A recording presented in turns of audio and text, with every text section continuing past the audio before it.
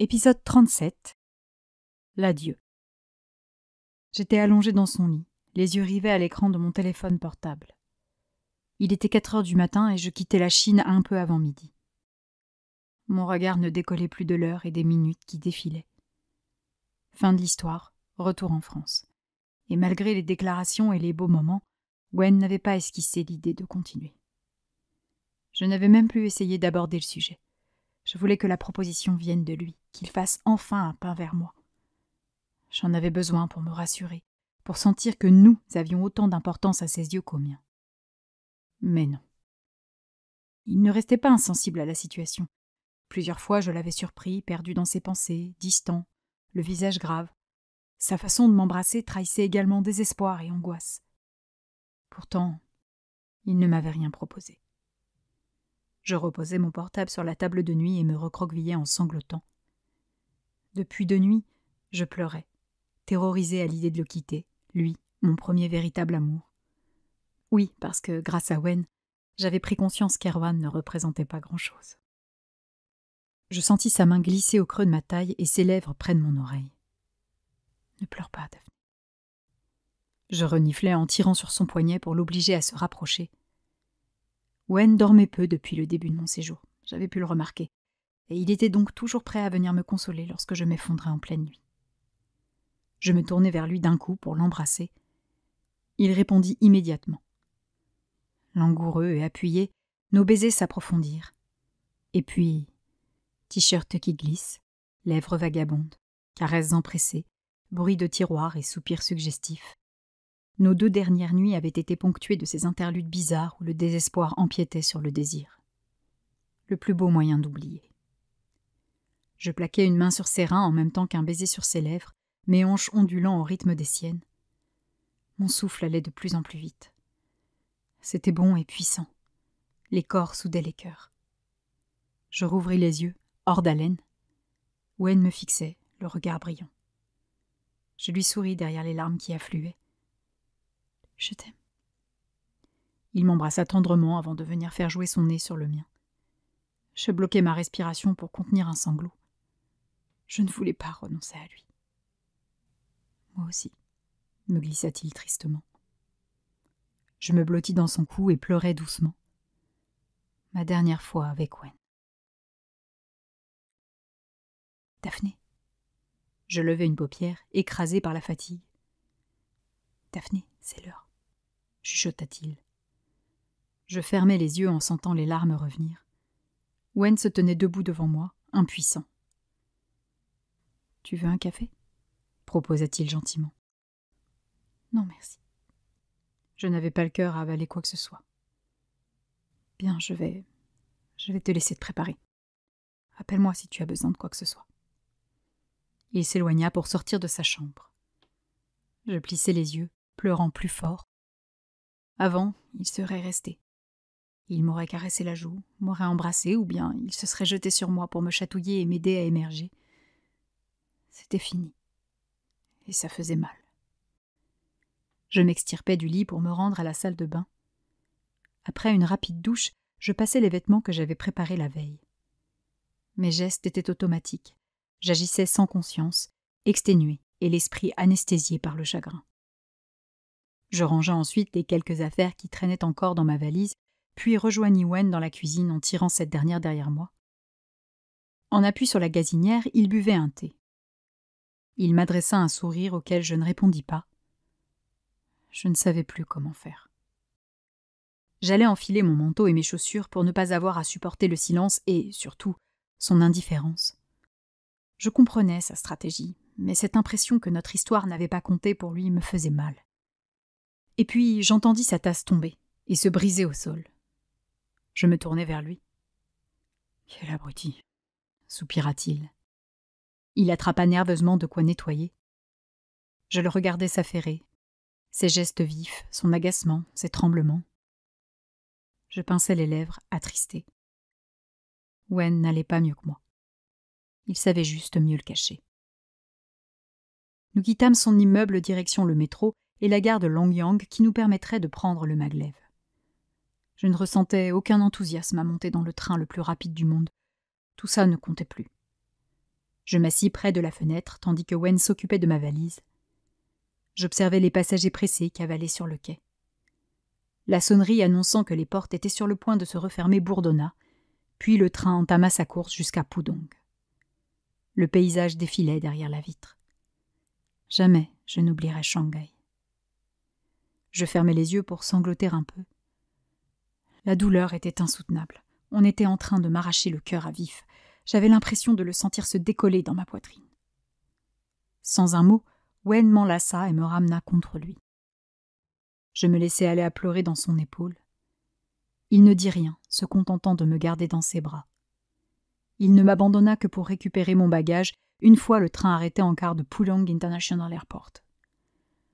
J'avançais tel un zombie à travers la foule, suivant Wen qui m'ouvrait la voie avec ma valise. Je n'avais pas envie de monter dans ce putain d'avion. C'est Wen qui m'indiqua le comptoir Air France. Il me confia ma valise afin que je puisse l'enregistrer et me laissa me diriger seule vers le couloir réservé aux premières et business. Je craquai à nouveau dans la file d'attente, pleurant comme une gamine capricieuse. Lorsque j'arrivai enfin devant l'employé chargé de l'enregistrement de mes bagages, j'écoutais à peine ce qu'elle me dit, trop occupée à renifler ou essuyer les larmes qui coulaient sur mes joues. Je récupérai mon billet d'avion avant de me tourner dans sa direction. Il n'avait pas bougé et me fixait, le désespoir au fond des yeux. Je forçai un sourire en revenant vers lui. « Voilà, j'ai ma place. »« On y est, oui, » souffla-t-il. « J'espère que tu feras bon vol. » Je ris nerveusement. « Alors là, c'est mal barré. » Il se passa la main sur le visage. « Pardon, je suis désolée, Daphné. »« Pourquoi ?» m'inquiétai-je. Il prit une profonde inspiration, le regard rivé droit devant lui. « Pour Shanghai, pour cette douleur, pour ce gâchis. Pardon. »« Ce n'est pas toi, Wen. C'était mon idée. J'ai voulu cette situation. » Je n'étais pas obligée d'accepter. Je ne t'aurais pas laissé le choix. Tu le sais parfaitement. Il afficha un sourire discret. Je reportai mon attention sur mon billet. Mon embarquement était prévu dans 40 minutes, alors... Je vais devoir y aller. Oui, le temps de passer les contrôles. C'est ça. Il y eut un silence. Je m'essuyai le nez sans élégance. Ne me dis pas quand tu céderas à Ting, d'accord ? Je sais que je suis censée me réjouir pour toi, mais je pourrais pas. Il secoua la tête avec un regard désapprobateur. Daphné, enfin. Quoi ? Il n'y a aucune place pour Ting, voyons. Il n'y a que toi, m'avoua-t-il en souffrance. Les larmes affluèrent, mais je m'appliquai à tout contenir. Je voulais l'embrasser, le toucher, mais si je commençais à faire ça, je ne pourrais jamais le laisser. J'en étais consciente. Alors je me contentais d'attraper sa main et de la serrer de toutes mes forces au creux de la mienne. Il plongea son regard dans le mien en m'imitant. J'expirai un bon coup. Il faut que j'y aille. D'accord, répondit-il, la gorge nouée. Mon regard tomba sur sa main dans la mienne, ce geste banal ces 10 derniers jours, et désormais si précieux. Rapidement, pour ne pas lui laisser le temps de résister, j'amenai celle-ci jusqu'à mes lèvres pour l'embrasser. Un bisou furtif, léger, stupide petite preuve d'affection. J'avais besoin d'un subtil rappel de notre proximité pour croire que nous existions toujours quelque part. Je l'éloignai aussi vite que je l'avais approché et allais pour l'abandonner. Wen m'empêcha de partir. Il m'attira contre lui d'un coup sec, une violence que je ne lui connaissais pas, puis me jeta un regard désespéré avant de fondre sur mes lèvres.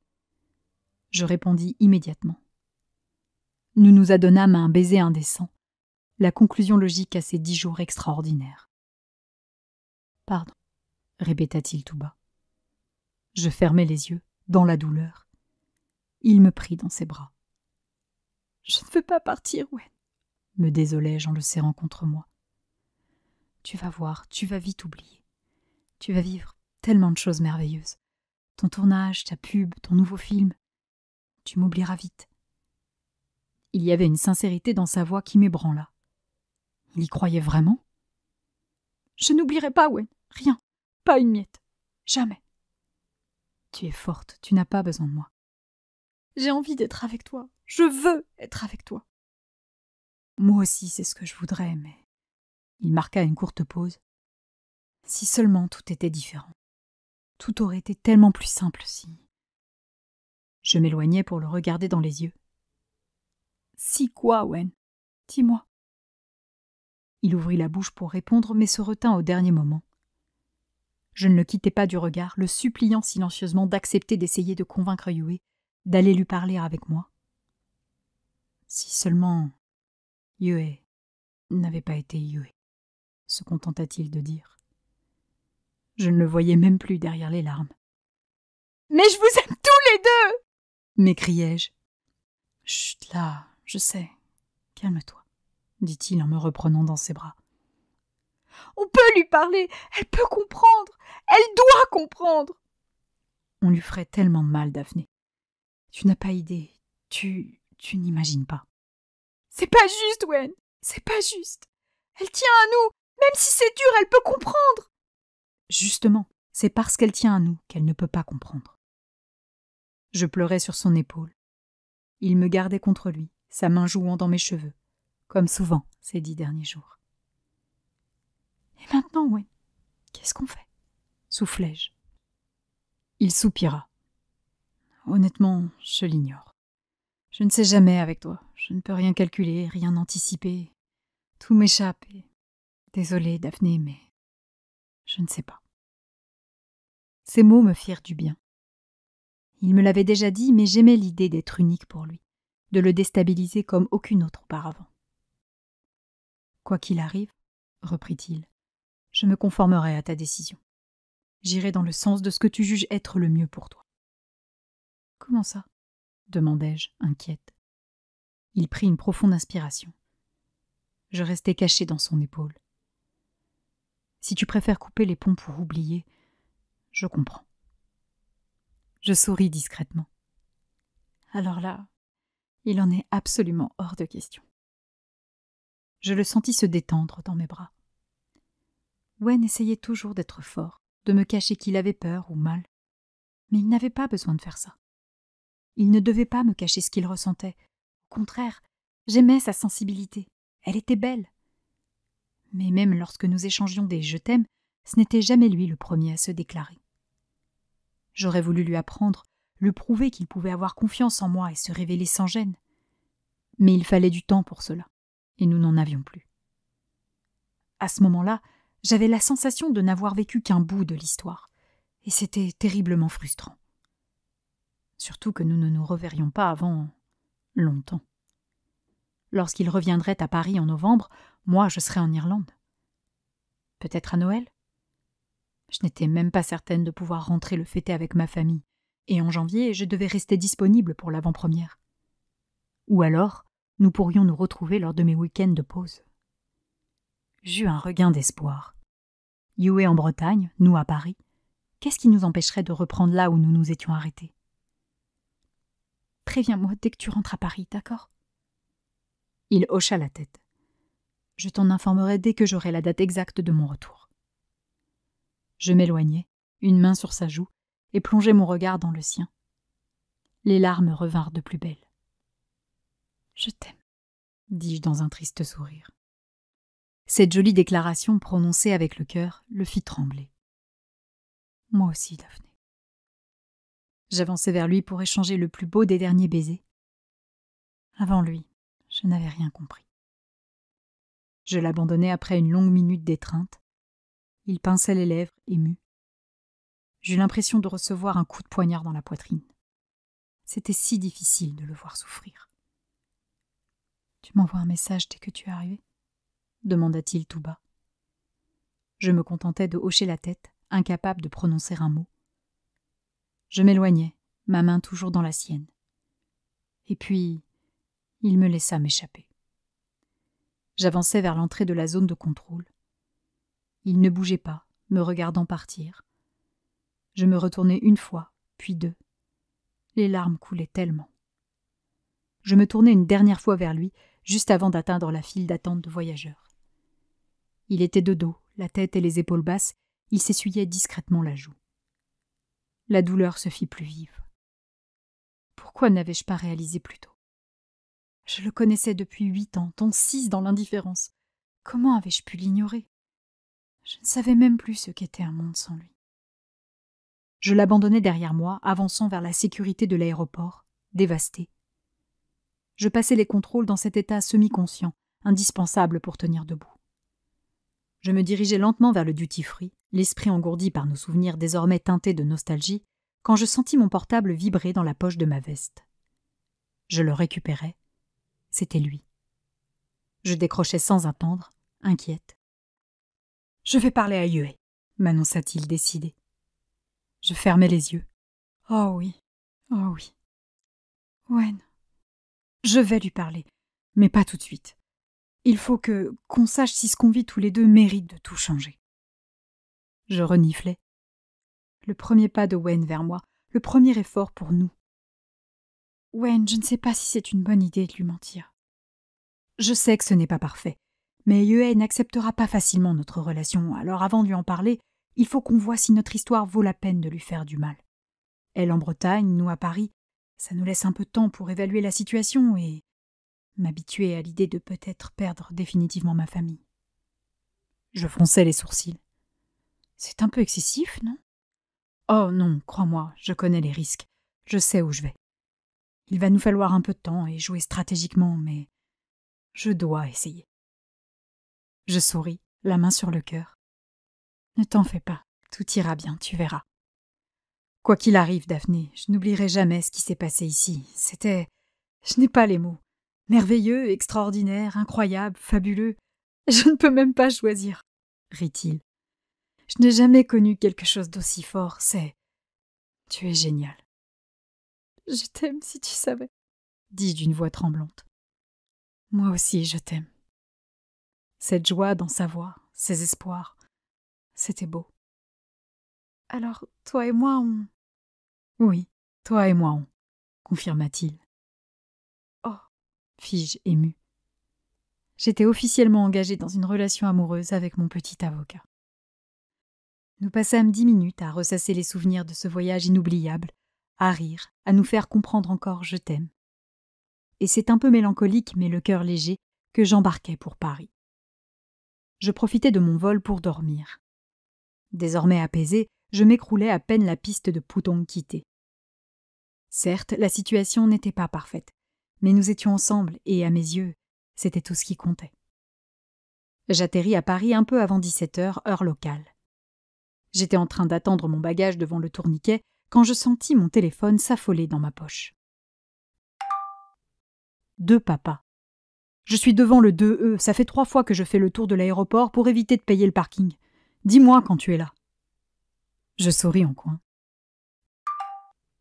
De Daphné. Je récupère ma valise. Reste devant le 2E, je te le paye ton parking, banane. J'avais un second message. De Yue. J'espère que t'as ramené la dose de cadeau. Je ris toute seule. Premier message en 15 jours. Yue avait définitivement sa façon bien à elle de pardonner. De Daphné. T'inquiète, avec ton frère, on a pété le budget. Je vais recouvrir ton lit.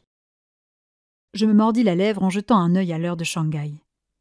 J'allais pour lui envoyer un message quand j'aperçus mon bagage sur le tourniquet. Je galopais pour l'attraper, mais alors que je m'apprêtais à reprendre la rédaction de mon message, mon téléphone se mit à sonner. « Oui, papa ? Daphné, tu as récupéré ta valise ? C'est n'importe quoi ici. J'ai failli me faire emboutir 2 fois. » Je le sentais stressé. « J'ai ma valise, je te rejoins. Je fais vite. »« Dépêche-toi. » Je raccrochais et tapais tant bien que mal mon message en même temps que j'avançais vers la sortie de l'aéroport. De Daphné. Je suis bien arrivée à Paris. Mon père me récupère. Excellent vol. J'ai dormi comme un loir. Je pense fort à toi. Énorme bisou. Je souriais bêtement. Avoir le droit de lui envoyer des cœurs, des bisous, voire des petits je t'aime à l'occasion. Quel plaisir. Je franchis les portes de l'aéroport et repérai immédiatement mon père au volant de sa vieille guimbarde. Il descendit pour venir à ma rencontre. « Daphné, alors, Shanghai, c'était bien ?» Il me fallut 3 secondes pour me repasser tous les fabuleux souvenirs de ces 10 jours passés à découvrir la Chine en compagnie de son plus bel ambassadeur. « Daphné ?» appela mon papa, un peu inquiet. Oui, c'était merveilleux, reconnus-je. Impossible de qualifier autrement ce voyage qui avait incontestablement changé ma vie. Wow, à ce point? Bah, tu vas me narrer ça. 4 heures de route jusqu'à Châteaugiroux, tu auras le temps de me donner tous les détails. Je piquai un phare. Tous les détails? À mon papa? Jamais. Oui, je vais te raconter ça, oui. Il récupéra ma valise. Je le laissai gérer, dans un état cotonneux un peu bizarre. Je repensais à Wen, à nous, à nos moments tendres ou intenses, à sa peau si douce, à ses lèvres si belles. J'étais déjà en manque. Je levai le nez vers mon père, qui me fixait avec un drôle d'air. « Un souci » m'étonnai-je. « Non, rien du tout. Wen va bien ?»« Ah, oui, ça va, » répondis-je, un peu surprise par la question. Mon père rit en allant s'installer au volant. « Et ça va? Pas trop fatigué par le décalage horaire ?» Je secouai la tête pour évacuer le souvenir de Wen. Cette chute de rein. « Ah, non, ça va. »« Bon, parfait, parce qu'on a besoin de toi. Hein. Élodie est épuisée et le médecin lui a ordonné de rester couchée. Tu connais mon sens de l'organisation. Ben n'a plus un vêtement propre à se mettre et depuis 4 jours, on mange des frites midi et soir. Et même parfois matin, reconnut-il, dépité. Je n'arrive pas à me souvenir comment je faisais quand je m'occupais de toi tout seul. Sérieusement, je méritais une médaille à cette époque, non ? Je ris en m'installant à côté de lui. Dans mon souvenir, on mangeait pas mal de frites. Mon père démarra. J'étais en train de boucler ma ceinture quand je sentis mon téléphone se manifester depuis ma poche. Je m'empressai de le récupérer, tremblant d'impatience. De Wen. Ravi d'apprendre que tu as pu dormir. Je me mordis la lèvre. De Daphné. Tu me manques. De Wen. Déjà? De Daphné. Oui. De Daphné. Je suis une pauvre petite Daphné perdue loin de son amoureux. De Wen. Son amoureux se sent un peu perdu lui aussi. De Daphné. Ah oui? De Wen. Oui, je suis un peu déboussolée. Je fus prise d'un mauvais pressentiment. Il n'allait quand même pas reculer maintenant. J'étais loin, nous discutions par écrit. C'était si facile pour lui de me dire « En fait, non, on arrête là. Hein. J'ai eu ce que je voulais, c'est bon. Zaijian !» Mon cœur s'emballa tandis que je rédigeais mon message. De Daphné. Par rapport à quoi? De Wen. Ton absence et rien d'autre. Je soufflais discrètement. De Daphné. Je t'appelle quand j'arrive à Châteaugiroux. Et puis je réalisais qu'il était 1h du matin à Shanghai. De Daphné. Oublie, je n'avais pas vu l'heure. Je te laisse dormir. On se verra plus tard. De Wen. J'attends ton appel. Je n'ai bizarrement pas trop envie d'aller dormir, de toute façon. J'affichais un sourire béat. Avec Wen, j'avais l'impression d'être une droguée. En manque de lui, j'étais accro à ses déclarations et à la recherche de ma dose d'affection. C'est Wen? Supposa mon père. Oui, il voulait savoir si j'étais bien arrivée. Il rit malicieusement. Quel garçon prévenant. Je n'écoutais pas, les yeux rivés à la fenêtre. Ma tête et mon cœur étaient restés à Shanghai.